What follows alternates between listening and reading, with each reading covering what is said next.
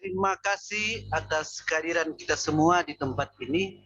Selamat jumpa, selamat sore untuk kita semua. Salam sejahtera, Dominus Vobiscum kepada kita sekalian, terutama kepada pastor pembimbing mata kuliah pendidikan agama Katolik di Universitas Negeri Manado, Pastor Dismas Salivia PR ya. Jadi disampaikan terima kasih untuk saat ini menjadi kali kedua kali ketiga ya. Jadi ada kuliah pembukaan, kemudian yang kedua minggu lalu untuk di grup kita ya. Jadi kami atas nama dosen pembimbing pengampu mengucapkan banyak terima kasih atas kesediaan Pastor, karena juga Pastor memberi kuliah di Universitas Negeri Manado untuk pendidikan agama Katolik untuk di grup yang lain, di fakultas lain ya. Kalau kita kan memang untuk peserta di Zoom meeting ini, sekedar diinformasi, ada sebagian dari Fakultas Ilmu Sosial seperti di program studi ilmu hukum, kemudian program studi pendidikan IPS, kemudian geografi, sejarah, dan sosiologi ya. Kemudian ada juga dari fakultas lain seperti dari fakultas teknik ya, kemudian ada juga dari fakultas ilmu keolahragaan ya. Jadi kita ada beberapa fakultas sebetulnya. Dan untuk grup pendidikan agama Katolik ada banyak fakultas yang dibina oleh beberapa dosen pendidikan agama Katolik ya.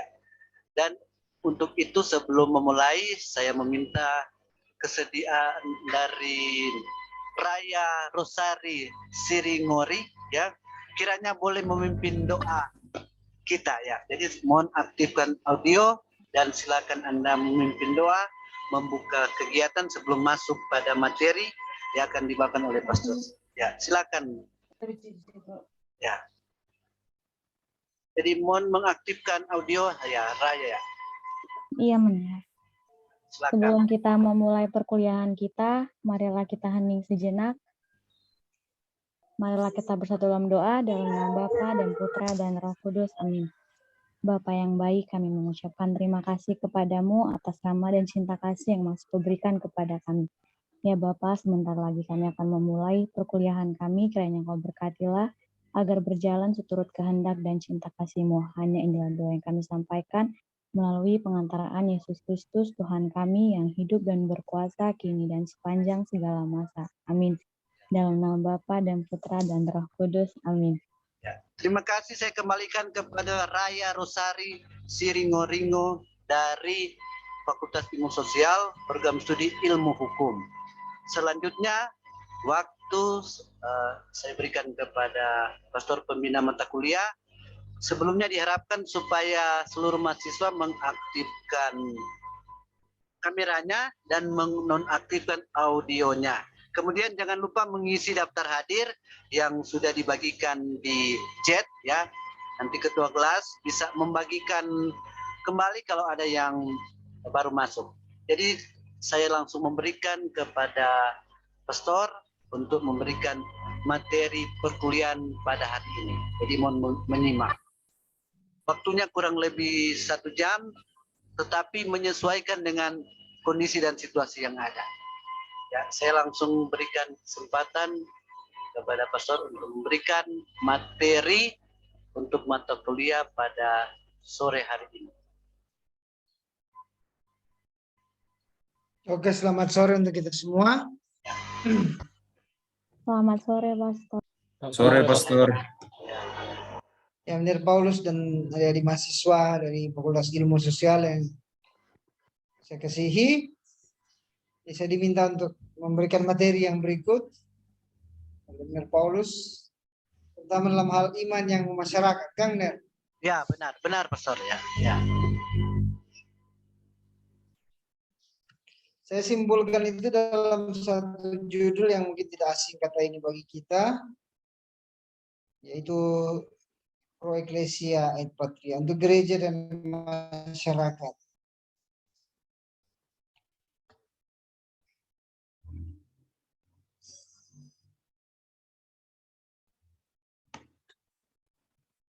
Oke.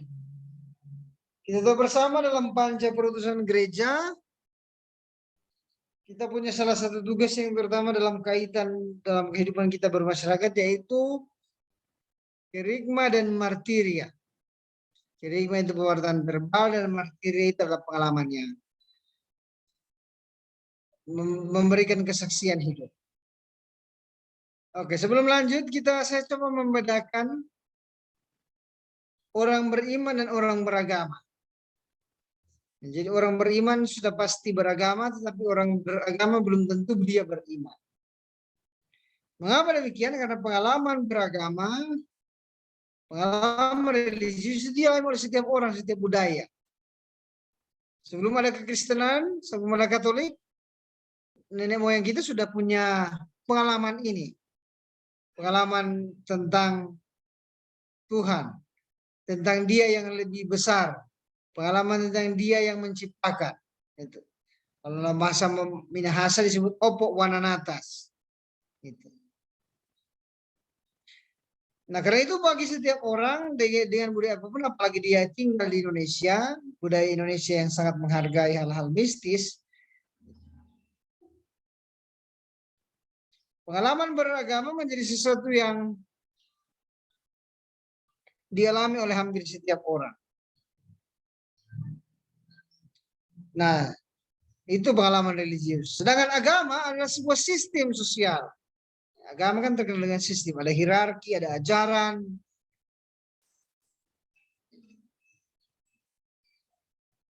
ada ritual, ada ritus, ada liturgi, seperti itu.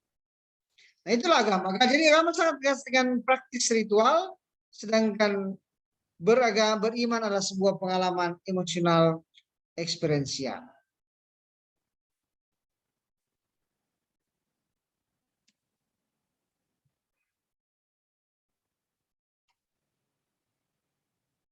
Nah, ini sebaran umat beragama. Kita tahu orang beragama agak berkurang di Eropa. Paling banyak justru di Afrika dan Asia. Nah, di Eropa semakin berkurang, Amerika kemudian yang paling banyak beragama itu di Eropa, di Afrika dan Asia. Termasuk Indonesia. Indonesia sangat terkenal dengan beragama. Karena itu sila pertama Pancasila adalah ketuhanan yang Maha Esa. Dan inilah peta penyebaran kehidupan beragama di Indonesia. Kita paling banyak Islam, kemudian Kristen Protestan, kemudian Katolik paling banyak di NTT dan di Kalbar.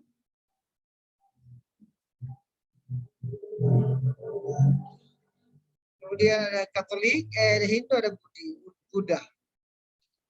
Islam sendiri bedakan ada Islam modern dan Islam tradisional. Nah, ini kamu bisa baca sendiri. Intinya bahwa bagi orang beriman, Tuhan itu hadir dalam setiap pengalaman. Kalau orang beragama, dia lebih fokus, yang penting kita masuk gereja. Yang penting saya buat aturan keagamaan.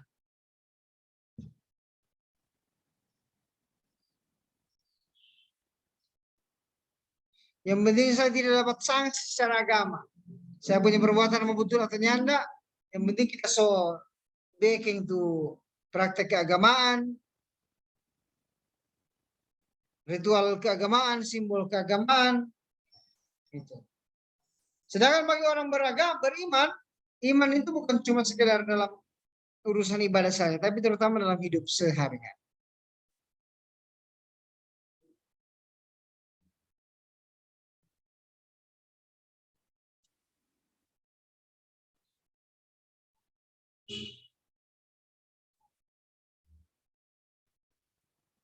Nah, inilah arti iman sesungguhnya. Iman adalah sebuah tanggapan terhadap pewahyuan Allah. Kalau orang Kristen, pewahyuan Yesus Kristus. Yang terutama dihayati dalam iman, harap, dan kasih. Iman itu lebih mengarah ke dimensi masa lalu. Orang percaya bahwa Tuhan itu pernah datang, hadir. Harapan itu lebih ke masa depan. Orang percaya bahwa dia akan datang lagi untuk menyelamatkan kita. Sedangkan kasih adalah masa sekarang. Apa yang kita mesti buat di zaman sekarang, yaitu hidup saling mengasihi. Nah, ini contoh. Maria adalah contoh orang beriman. Dia beriman kepada Tuhan dan dia baik hati terhadap sesama. Penuh kasih terhadap sesama. Kemudian ini gereja-gereja adalah umat Allah. Dan model gereja yang sejati itulah seperti umat Kristen perdana. Bisa dilihat dalam Kisah Rasul bab 2.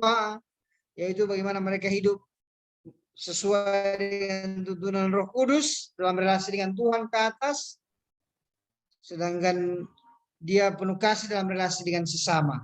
Itu mereka saling berbagi satu dengan yang lain, itu kita bisa lihat. Jadi mengapa salib itu punya dimensi vertikal atas bawah dan dimensi horizontal kiri ke kanan, itu maksud bahwa perintah cinta kasih itu mesti terwujud dalam hidup sehari-hari. Kasih kepada Tuhan pertama dan kemudian kasih kepada sesama yang kedua. Sama dalam arti juga lingkungan hidup. Nah, ini Trituas Yesus dalam perutusan gereja. Nah, orang Katolik yang baik harus terjun dalam politik. Itu kata-kata Paus Fransiskus. Nah, ini prinsip-prinsip keterlibatan kita dalam kehidupan berpolitik. Berpolitik bukan cuma berarti ikut partai, tapi bagaimana kita berpartisipasi dalam kehidupan bersama. Itu. Nah, Monsinyur Alberto Sugio Pranoto, uskup pertama orang Indonesia, uskup orang Indonesia pertama, mengatakan 3 hal ini. In principis unitas. Dalam soal prinsip kesatuan. In dubiis libertas, dalam hal yang masih terbuka kebersamaan. In omnibus caritas, dalam segala hal adalah kasih. Jadi dalam kebersamaan, dalam kehidupan bersama dengan masyarakat, ini prinsip pertama harus kita persatuan. Kita ini satu, sama, manusia. Dan manusia harus saling menghargai satu dengan yang lain. Sedangkan dalam hal-hal yang masih terbuka, misalnya soal bagaimana mengatur kehidupan bersama, kita saling menghargai kebebasan satu dengan yang lain. Tapi jangan lupa prinsip yang ketiga, yaitu kasih. Bahwa semua hal yang kita buat, baik kepersatuan maupun kebebasan, itu prinsipnya kita wujud nyatakan itu karena kita saling mengasihi satu dengan yang lain. Nah, ini prinsip utama bagaimana keterlibatan gereja dalam kehidupan bersama dengan masyarakat, terutama di Indonesia, adalah bonum commune. Kebaikan bersama tanpa membeda-bedakan latar belakang suku, agama, ras, dan warna kulit yang seringkali menjadi sumber konflik di mana-mana.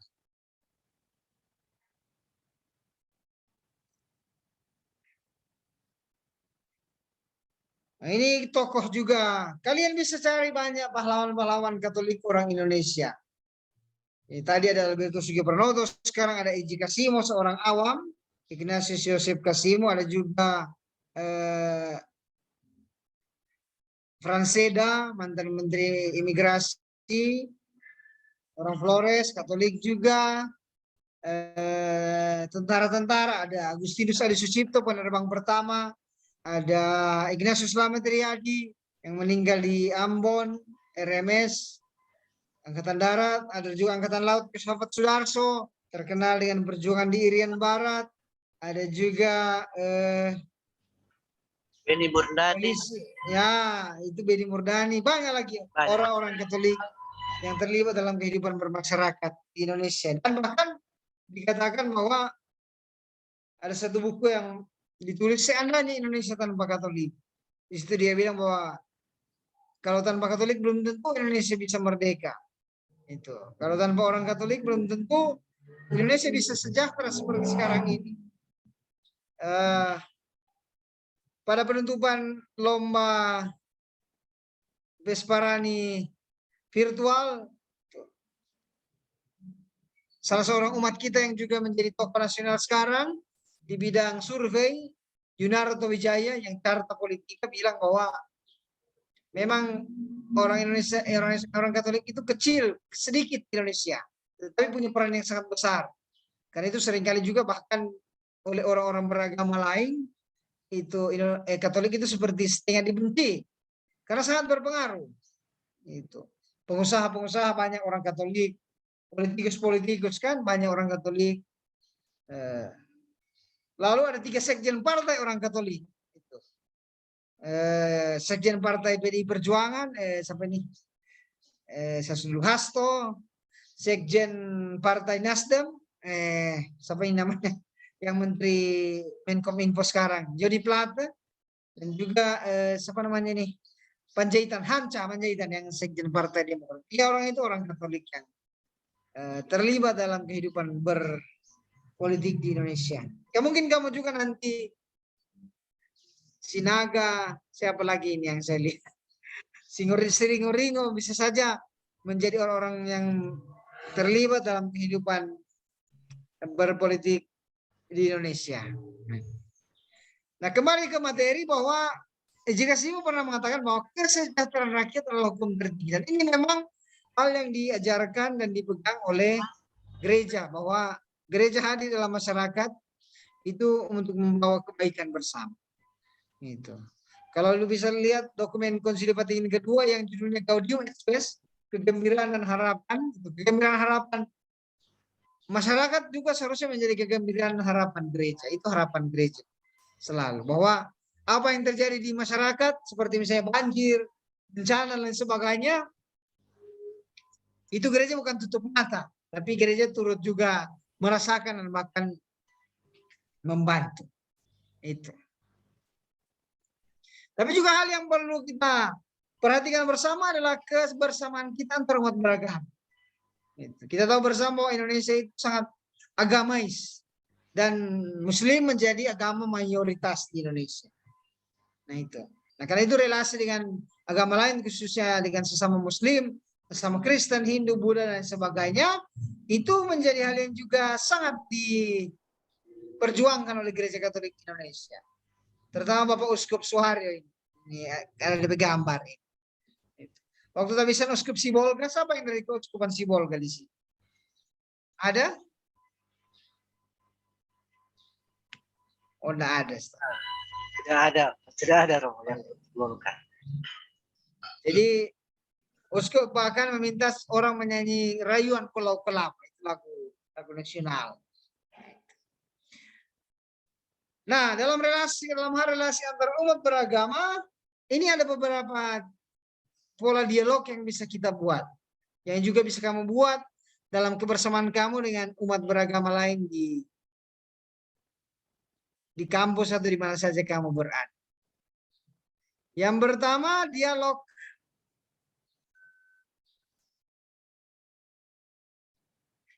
teologis, dialog ajaran teologis.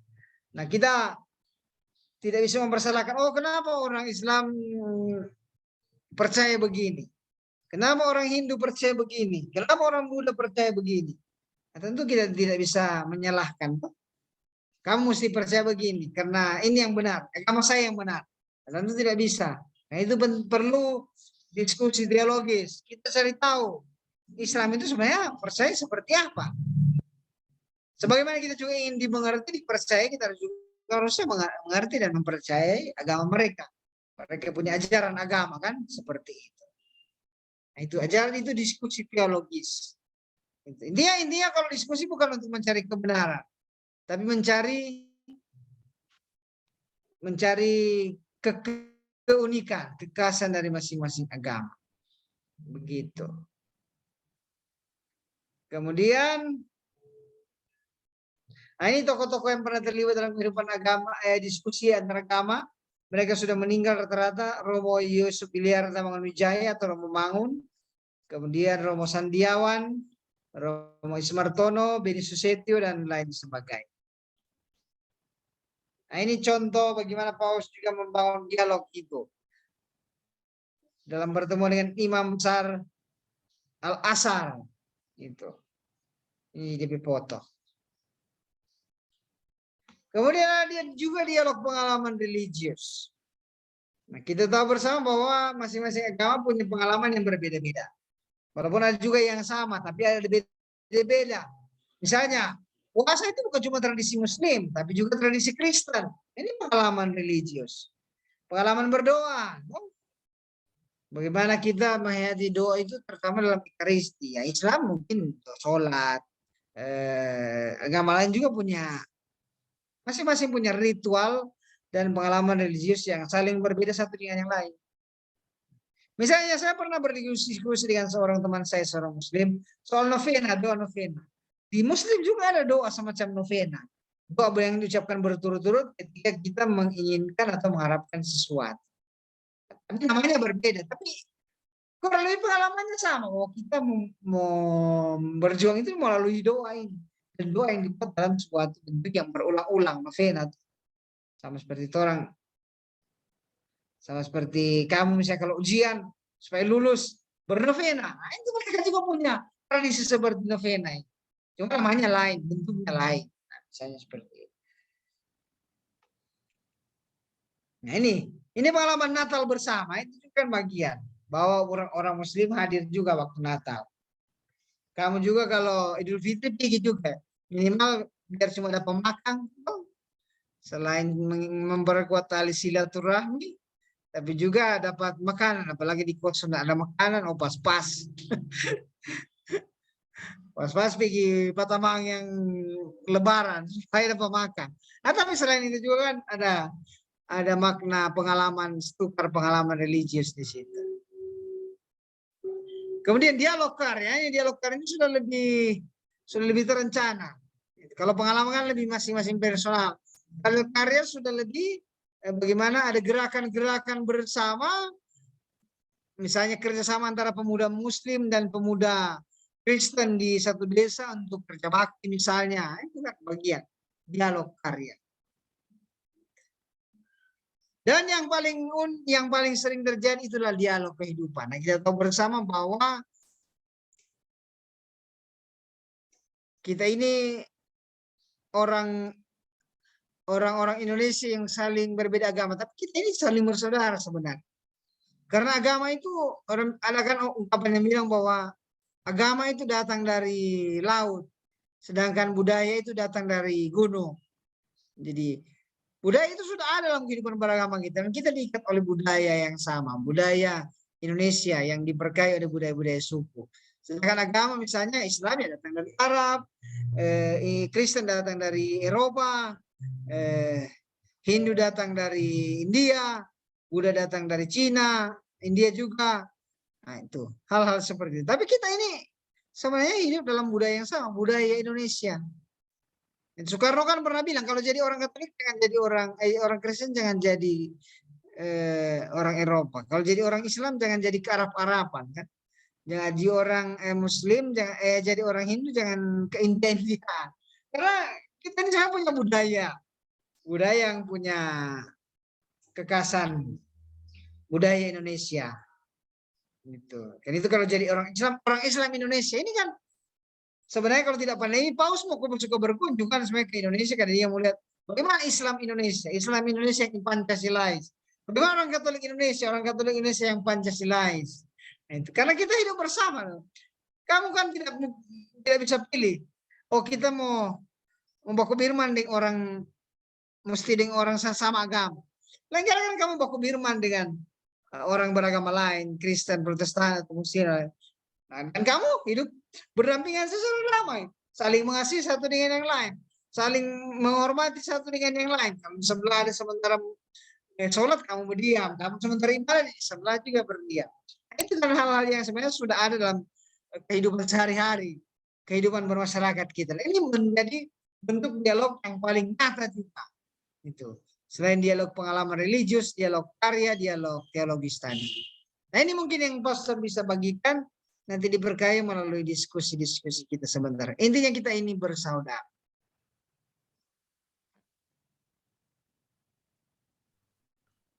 Oke, terima kasih. Saya kembalikan kepada. Oh, masih ada lagi, Pastor? Sudah ya, sudah. Oh, sudah ya. Terima kasih kepada Pastor Dismas Saletia yang sudah memberikan materi. Kalau saya lihat materi sebetulnya merangkum keseluruhan pendidikan agama Katolik. Oh, begitu. Ya, yang diajarkannya, yang bahkan memberikan wawasan kepada kita. Nah, walaupun dalam konteks saat ini lebih berhubungan dengan untuk gereja dan tanah air, pro ecclesia et patria. Jadi sudah banyak yang dijelaskan oleh pastor, mulai bagaimana sikap orang beriman dan orang beragama, ya. Jadi ada perbedaan antara orang beriman dan orang beragama. Jadi kalau misalnya orang beriman sudah pasti beragama, ya. Ya. Jadi kita akan melihat bagaimana juga termasuk kehidupan agama kita, ya. Kita hidup bersama dengan orang lain. Sudah dijelaskan tokoh-tokoh agama Katolik yang pernah ada, ya. Ada banyak hal yang sudah disebutkan, termasuk juga yang belum disebutkan. Jadi nanti barangkali yang salah satu tugas sebentar, Anda mencari satu tokoh agama Katolik, ya. Kemudian Anda bisa membuat semacam laporan atau apa yang sudah dibuatnya. Itu salah satu tugas mungkin dari saya, mungkin dari pastor juga bisa lain. Ya ada banyak seperti Franz Mani Suseno, ada banyak ya. Dan tadi sudah diungkapkan. Itu sebenarnya itu tugas. Oh ya, itu tugas ya. Jadi mencari Iya, tokoh-tokoh mencari Katolik, tokoh-tokoh Katolik apakah yang sudah ya. meninggal maupun yang belum. Ya. Dan mengungkapkan karya-karya mereka, ya masing-masing ya menyebutkan Kontribusi untuk negara. ya, Kan? ya itu. Jadi nanti dibuka pertanyaan kalau masih ada yang ingin mau bertanya sehubungan dengan banyak hal tentang, bisa juga tentang dialog kehidupan, terutama prinsip-prinsip dalam kekatolikan kita sudah banyak disebutkan tadi, bagaimana penekanan akan kasih sebagai diungkapkan oleh Monsinyur Sugio Pranoto, in principis unitas, ya. Dalam prinsip kita harus bersatu, ya. In dubiis libertas, ya. Jadi dalam kesangsian atau masih adanya hal yang membuat satu keterbukaan, kita menuntut satu kebebasan. Kemudian dalam omnibus caritas, dalam kepelbagaian, kita perlu menekankan cinta kasih. Ada yang ingin bertanya atau juga boleh menselingkan pengalaman sehubungan dengan materi yang sudah disampaikan oleh Pastor Dismas tadi. Dipersilakan kalau ada, ya, untuk ya boleh raise hand, boleh juga langsung mengaktifkan audionya dan silakan bertanya. Kita berdiskusi entah sehubungan dengan dialog, ya, antar umat beragama atau juga tentang prinsip-prinsip kekatolikan yang hidup saat ini. Dipersilakan kepada para peserta yang hadir di Zoom meeting ini, kalau ada yang belum jelas bisa didiskusikan bersama. Mungkin saya juga bisa menambahkan yang sehubungan dengan materi yang sudah disampaikan, akan prinsip yang sudah dibawakan oleh Pastor tadi sehubungan dengan salus populi suprema lex, ya. Jadi bagaimana kita sebagai orang Katolik juga menekankan keselamatan banyak orang menjadi hukum yang tertinggi. Jadi ya keselamatan jiwa-jiwa. Jadi menjadi dasar bagi kehidupan kita. Jadi kita prinsipnya membawakan kasih kepada orang untuk semakin banyak orang. Bahkan bukan hanya untuk golongan kita, tapi juga semua orang, karena semua ini menjadi makhluk Tuhan. Ya. Jadi ini prinsip-prinsip dalam hidup, termasuk juga dalam dialog beragama. Ya. Barangkali kalau di daerah kita yang minoritas atau mayoritas bisa berbeda dengan kita. Ini menjadi sumbangsi bagi kita, setiap orang pribadi yang beriman atau beragama, untuk memberikan yang terbaik bagi masyarakat, ya. Ada yang ingin bertanya atau juga men-sharingkan pengalaman sehubungan dengan materi yang sudah disampaikan kepada kita saat ini, ya. Ya, kalau tidak, ya Mary akan bertanya, ya. Ya, mohon mengaktifkan audionya. Silakan Christian Sinaga mengaktifkan audionya maupun juga videonya, ya. Christian Sinaga, ya, dipersilakan mengaktifkan, atau semuanya silakan mengaktifkan. Yang saya ingin menanyakan, bagaimana pengalaman hidup beragama di daerah kamu masing-masing. Barangkali 1-2 orang silakan membagikan pengalamannya, ya. Dipersilakan. Ini sehubungan dengan dialog kehidupan, dialog ya karya, ya. Jadi saya mau minta nanti juga sebagaimana yang sudah di-sharingkan oleh Pastor tadi ya. Mulai dari ini saja yang sudah Bang Christopher Soriton ya. Silakan kamu men-sharingkan pengalaman dialog kehidupan beragama yang ada di daerah kamu. Ya, kemudian juga ada yang mewakili daerah lainnya. Dipersilakan Alra Christopher Soriton untuk mengaktifkan audio ya. Silakan ya. Pengalaman Anda untuk kehidupan beragama sehubungan dengan materi juga hari ini karena kita berada dalam kehidupan masyarakat. Silakan Alra Christopher Soriton ya. Ya, Alra dipersilakan ya. Gimana Emner? Ya, bagaimana pengalaman Anda di tengah masyarakat? Alra berasal dari daerah mana? Ini dulu saya menanyakan. Dari Ratahan. Ratahan kampung mana? Di Tosuraya. Oh ya. Suraya. Oh, di pusat kota. Ya mungkin cerita bagaimana kalau ada Natal, kalau kegiatan-kegiatan bersama yang kamu buat dengan agama lain itu yang mungkin maksudnya. Jadi 4 bentuk dialog kan, ada dialog ajaran, dialog karya, dialog dalam arti kegiatan-kegiatan bersama, ada juga dialog pengalaman religius, tapi juga ada dialog kehidupan itu bagaimana kamu hidup sehari-hari dengan mereka. Pertama kalau ada perayaan Natal, biasa setelah maksudnya pas ada ibadah Natal di gereja, ada teman saya yang Muslim masuk gereja bersama saya untuk mengikuti ibadah Natal. Begitu juga kalau ada di Muslim ada yang namanya Idul Fitri atau Lebaran, saya itu diajak sama teman saya untuk bersilaturahmi ke rumah mereka. Kalau sehari-hari teman saya yang Muslim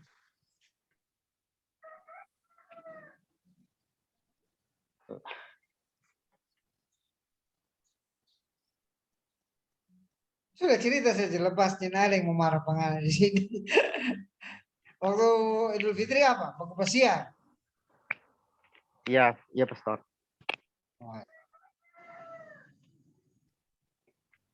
Oh ya, oke. Terima kasih dari Alras Christopher Soriton ya. Selanjutnya yang dari Medan ini ya. Anda Siringo-Ringo atau Lumban Gaul, Christian Sinaga, siapa yang bisa mewakili? Atau juga Vijain Sitanggang, bagaimana pengalaman dialog antar umat beragama yang ada di daerah Anda? Ya silakan salah satu dari Anda. Ya, ini yang berasal dari Medan ini kan yang Lumban Gaul, Siringo-Ringo, atau Christian Sinaga, atau siapa lagi? Ya, silakan salah satu dari Anda. Ya. Atau silakan pengalaman Anda sehubungan dengan materi, sehubungan dengan dialog iman masyarakat dalam kehidupan antar umat beragama yang ada di daerah kamu. Ya, yang tadi sudah mewakili daerah Minahasa, ya, Alra Christopher Soriton, ya. Ya, dipersilakan entah Christian Sinaga atau ya siapa? Vijain Sitanggang ya, atau semuanya boleh ya, dipersilakan. Benar, Christian izin menjawab, Ner. Ya silakan. Sedikit saja, kalau di kampung saya, Ner, kalau kita itu kita Natalan, kita itu juga bagi-bagi entah tahun baru, kita bagi-bagi kue untuk mereka, dan ketika hari raya mereka juga ngasih ngantar ke rumah juga begitu, Ner. Terus kalau undangan-undangan gitu, ada yang nikah, ada yang meninggal, walaupun dia Kristen, datang juga yang Islam lihat, Ner, gitu. Kalau di kampung, Ner, begitu, Ner. Sekian, terima kasih, Ner. Iya. Ya. Oke, pengalaman yang menarik ya. Masih ada yang lain sehubungan di daerah masing-masing ya, sehubungan dengan pengalaman kehidupan ya. Jadi dengan kata lain apa yang sudah diajarkan oleh pastor tadi sudah banyak yang dilaksanakan dalam kehidupan ini, kehidupan setiap daerah. Ya terutama berhubungan dengan sekarang kalau dialog karya ya, pada saat misalnya ada saya mau bertanya ya kepada yang pengalaman ya. Misalnya ada bencana atau ada mengalami sesuatu hal ya di daerah kamu ya. Bagaimana peranan kaum beragama di sana ya? Atau tokoh-tokoh agama? Biasanya kan ada satu daerah mengalami ya bencana atau mengalami kesusahan, mengalami bagaimana peranan dari pemimpin agama di sana ya. Dipersilakan kalau ada yang bisa men-sharingkan pengalamannya ya. Ya. Ada sebelum kita menutup perkuliahan pada kesempatan ini ya. Ya, Agnes Manasa, silakan. Bagaimana pengalaman Anda sehubungan dengan kehidupan beragama? Agnes, coba aktifkan audio kamu ya. Iya, Menir. Bagaimana Agnes ya? Ya. Pengalaman kehidupan beragama yang ada di daerahmu ya. Sama, Menir, dengan yang tadi dia bilang. Maksudnya sama yang bagaimana? Coba contoh konkret, salah satu contoh ya.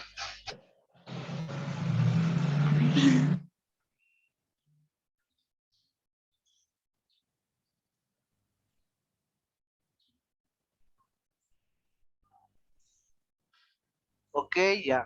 Jadi demikian Pastor ya. Rupanya pengalaman mereka sama di daerah-daerah ini. Rupanya berkat dari tuntutan para tokoh-tokoh agama, kehidupan Ada yang dari Jawa, ya. ada yang dari tinggal di Jawa. Tinggal mau lihat ya, tinggal dari Jawa ya. Ini.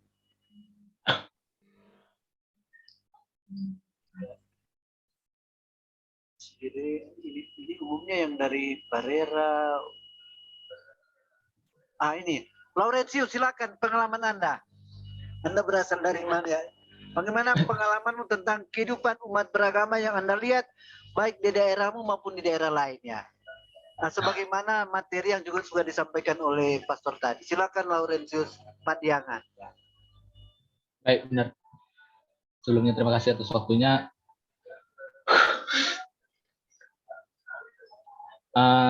Pengalaman hidup beragama atau tentang dialog keagamaan di daerah saya ini tergolong untuk relasi antara hubungan antara satu agama itu, contohnya agama Islam dengan Kristen dan agama Kristen dengan Katolikan itu di sini bisa dikatakan terbilang cukup minim. Cukup minim.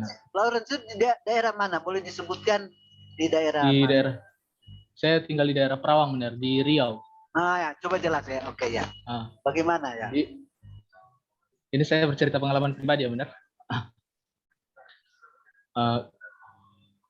Kalau misalnya ketika saya kecil, contohnya ada agama yang lain.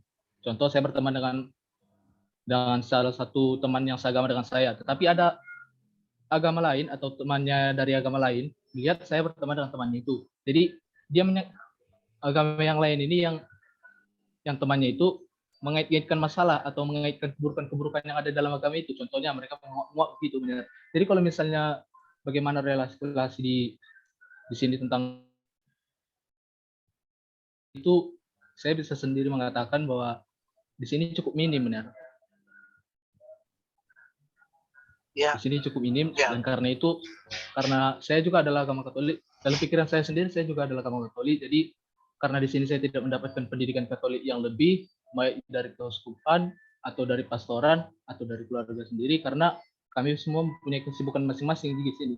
Jadi saya memutuskan untuk beranjak pergi ke daerah Samosir untuk bersekolah di sana. Nah, jadi di daerah Samosir itu Baru dari situ saya menemukan arti dari kerukunan umat beragama. Mengapa demikian? Karena perbedaan yang saya dapatkan dari daerah saya ini, yaitu contohnya perbedaan dari agama Islam dan agama Katolik itu sangat dominan ya kalau di sini. Tapi kalau di sana itu seperti tidak ada. Bahkan saya tidak tahu kalau orang yang saya jumpai itu adalah agama Islam. Karena apa demikian? Karena sama sekali tidak ada perbedaan di sana. Jadi kalau misalnya saya pertama kali di daerah saya, tempat daerah saya tinggal ini, yaitu Perawang, itu sangat minim sekali. Tapi tidak tahu kondisinya sekarang karena corona sekarang kan. Corona ini mungkin mulai meningkat lagi. Tapi kalau misalnya di daerah yang kedua tempat saya tinggal itu dan tempat saya merantau, saya mendapatkan situ arti dari kerukunan hidup beragama. Karena di situlah mulai saya tertarik terhadap pembelajaran agama. Karena itu saya mulai mendalami, dan saya menemukan arti jawabannya bahwa hidup rukun dan beragama itu sangat dipentingkan. Karena itu saya setiap dulunya yang saya ketika SD, ketika jumpa dengan kawan yang berbeda agama, maupun itu agama Islam ataupun Kristen, pasti langsung saya tonjok. Iya benar, langsung saya tonjok. Karena apa? Karena saya mengingat, karena ketika kecil emosi kita itu masih labil, masih belum bisa dikontrol ya teman-teman. Ya. Jadi ketika saya jumpa, yang ada di benak pikiran saya itu, wah ini nggak beneran ini, pasti langsung mau ini nih, langsung saya tonjok mukanya.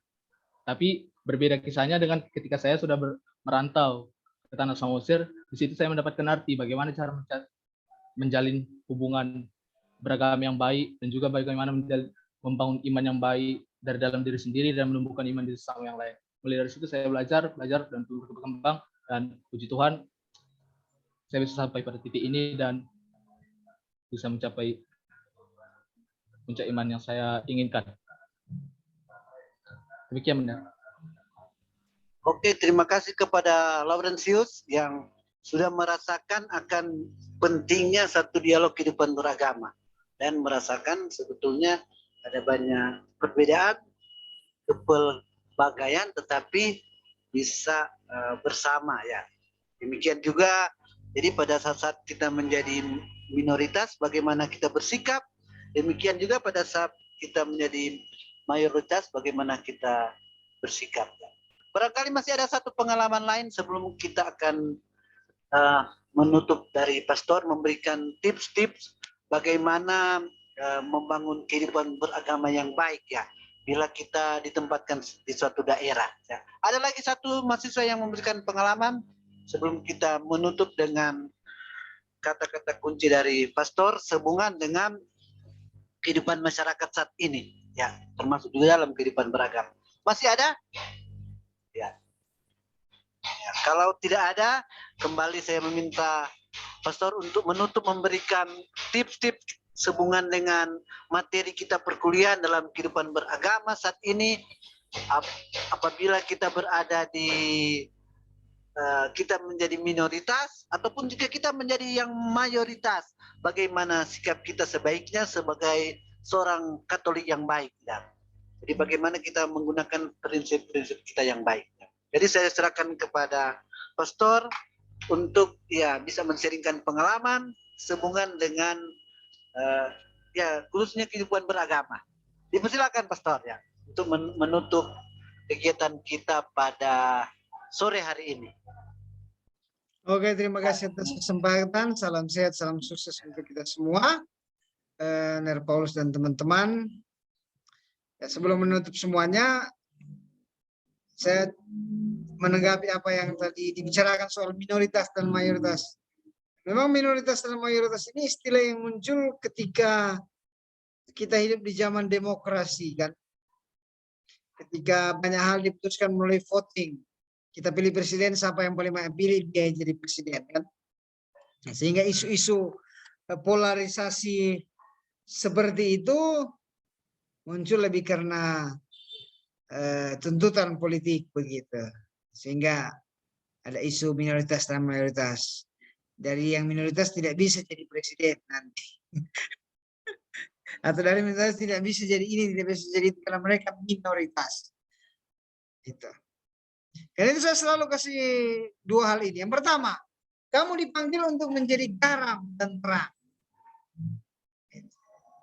Kamu dipanggil untuk jadi garam dan terang. Garam itu tidak pernah ada yang melihat garam di dalam masakan. Atau siapa yang orang Manado sih? Atau ada yang pernah ada lihat garam di kuah asam? Tidak ada tuh orang udah lihat garam di kuah asam panger. Tapi rasanya itu dapat dirasakan. Jadi sebagai orang beriman di tengah orang beriman Katolik di tengah masyarakat, kamu harus jadi seperti itu.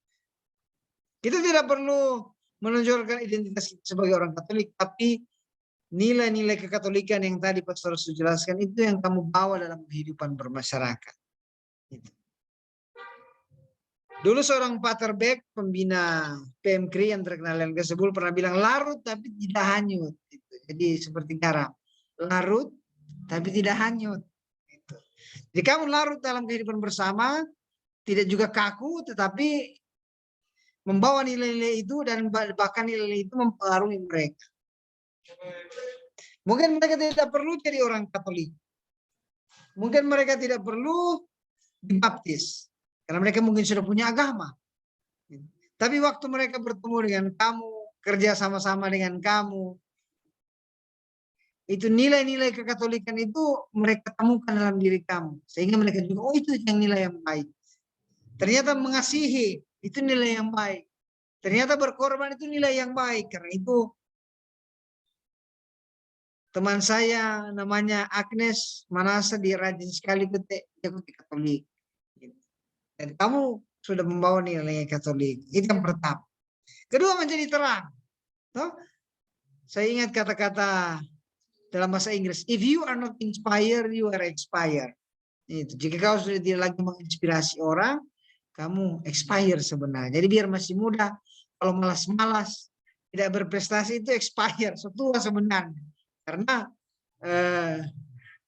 tidak bisa menginspirasi. Beda dengan benar Paulus, biar setua karena masih menginspirasi, dapat dia masih muda. If you are inspired, you are not expired. If you are not inspired, you are expired. Nah, itu. Jadi maksudnya. Jadi bagaimana kehidupan kita itu memberi arah bagi orang lain, memberi petunjuk bagi orang lain. Nah itu tentu dengan berbagai macam profesi yang nanti akan kamu geluti. Itu. Intinya bahwa kita hidup di tengah-tengah minoritas tidak perlu malu. Kenapa malu? Kita kan sama-sama manusia. Gitu. Yang perlu kita tunjukkan adalah kualitas. Kalau orang-orang yang melihat minoritas dan mayoritas itu merasa bahwa kuantitas itu segala-galanya, kita mesti tunjukkan kita tidak perlu bersaing dengan mereka dalam hal itu. Karena kalau kita bersaing dalam hal itu, kita tidak pernah berhasil. Kita tidak pernah akan jadi hebat karena mengandalkan kuantitas. Tapi kalau kita mengandalkan kualitas, nah itu kita bisa. Saya ingat tadi Pak Mener Paulus berbicara soal Beni Murdani, Leonardo Benjamin Murdani, mantan Panglima TNI di zaman Soeharto kan. Walaupun sekarang sudah ada Panglima TNI yang baru yang mantan Katolik katanya, Andika Perkasa kan. Nah dulu yang pernah jadi Panglima TNI di zaman yang memang masih sangat, tanya Pak Mener itu, kamu lahir di zaman sudah lebih bebas sebenarnya di Indonesia kan. Dulu jauh lebih keras di persaingan di Indonesia, dan di zaman itu Beni Murdani tiba-tiba jadi Panglima TNI itu sesuatu hal yang waktu itu dianggap sangat wow, sangat luar biasa. Dan Beni Murdani, saya pernah baca bukunya yang Tragedi Seorang Loyalis.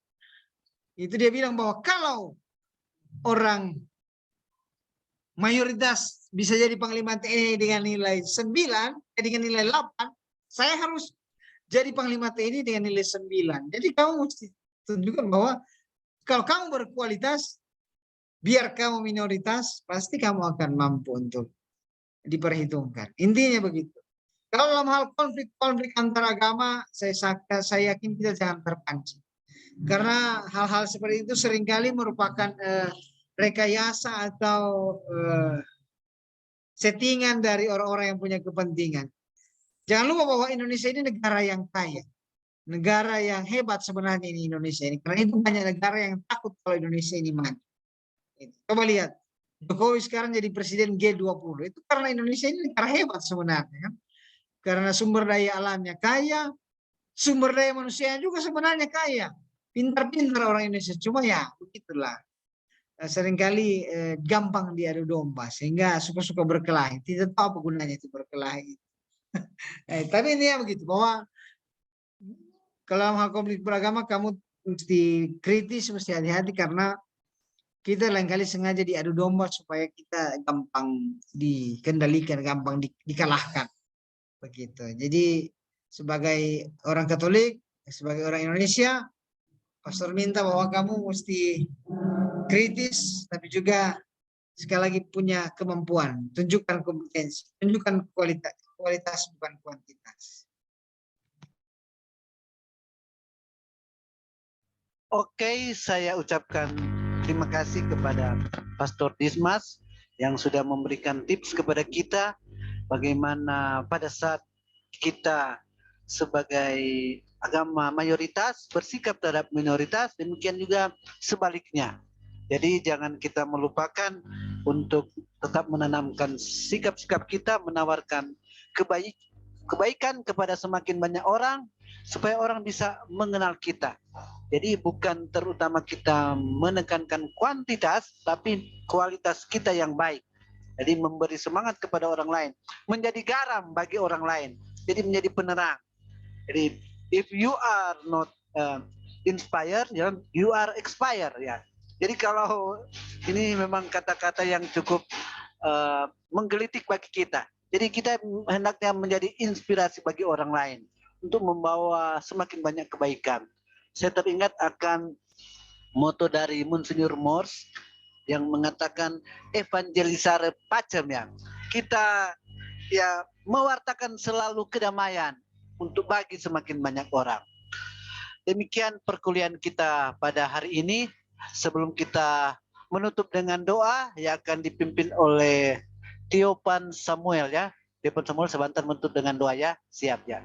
Jadi diucapkan terima kasih kepada Pastor Dismas ya Saletia sebagai pembimbing untuk seluruh dosen pengampu mata kuliah pendidikan agama Katolik di Universitas Negeri Manado ya, yang sudah memberikan materi, beberapa kali memberikan materi untuk kelompok kita.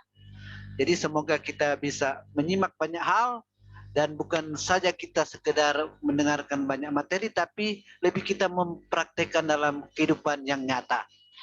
Jadi diucapkan terima kasih kepada Pastor yang sudah menyampaikan materinya, kemudian kepada kita sekalian yang sudah hadir di ruangan Zoom meeting ini. Terima kasih juga kesediaan Pastor yang sudah menyiapkan ruang Zoom meeting ini. Dan diingatkan untuk tugas, jadi Anda mencari tokoh-tokoh Katolik yang telah berperan bagi masyarakat dan negara termasuk gereja, pro ecclesia et patria, bisa juga tambah pro familia untuk keluarga. Jadi Anda mencari salah satu tokoh Katolik ya. Anda cari di buku-buku, di internet atau di manapun Anda boleh dapatkan, dan Anda cari sejarah atau juga hasil karya yang dia sudah buat baik untuk negara termasuk juga untuk gereja dan juga untuk keluarganya ya. Jadi mohon itu sebagai tugas. Jadi sekali lagi terima kasih untuk kehadiran kita sekalian dan kita akan tutup dengan doa yang sudah saya tunjuk tadi untuk memimpin doa. Ya, dipersilakan untuk. Ya. Ya. Mau bertanya tentang tugas. Silakan mau tanya tentang tugas. Dipersilakan. Ya. Kan tugas itu mencari satu tokoh agama Katolik. Jadi itu mau cari DP biota sama pengalamannya dan karya apa saja dan kontribusi untuk negara, begitu. Ya, benar-benar. Untuk negara termasuk juga untuk gereja. Ya, negara. Jadi bisa kan kedua-duanya. Jadi ada juga berperan. Ya.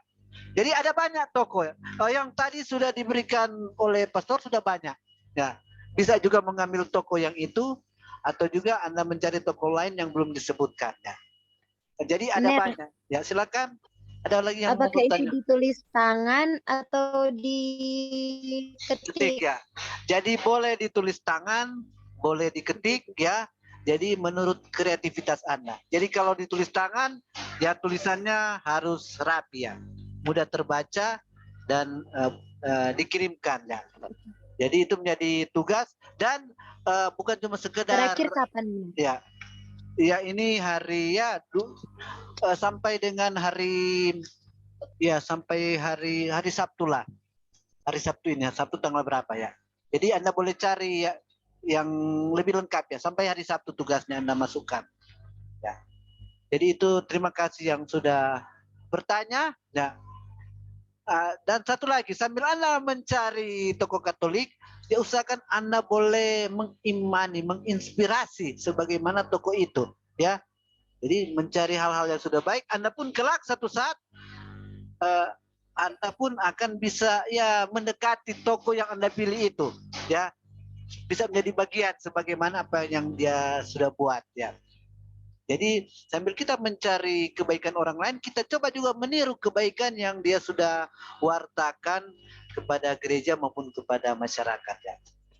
Jadi sekarang kita tutup dengan doa. Ya, dipersilakan yang tadi saya sudah tunjuk untuk menutup dengan doa.